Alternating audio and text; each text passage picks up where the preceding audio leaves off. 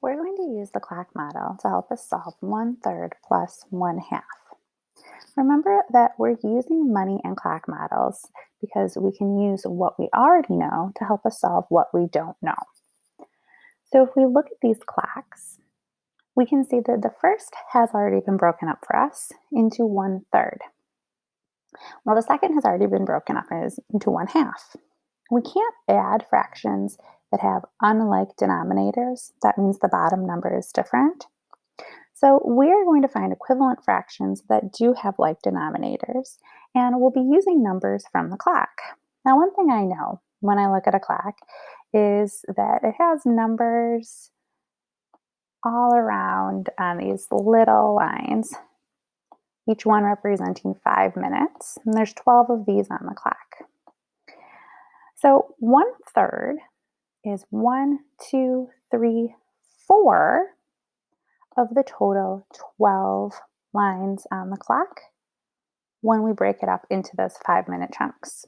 So 1/3 and 4/12 are equivalent. When I look at 1/2, using these same lines, 6/12 is equivalent to 1/2. And we'll be talking later on about how to tell if fractions are equivalent or not. So now I have the same denominator and I can add up 4 plus 6 equals 10. So my fraction is 10/12. 1/3 plus 1/2 equals 10/12. And we could reduce that a little bit, but we'll leave it here for the purpose of this assignment today. Let's look at one more way that we could do this using the clock model, and that's by thinking about minutes. We know that 1 whole hour is 60 minutes.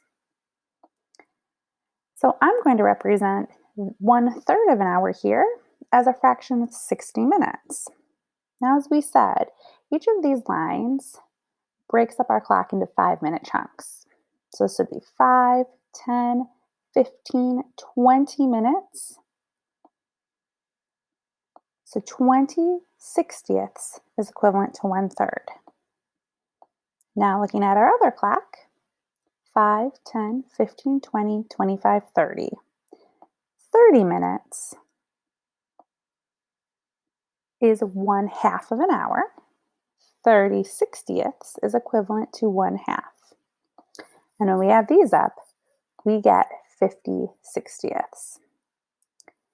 So this shows how we can use clocks to help us solve fractions with unlike denominators.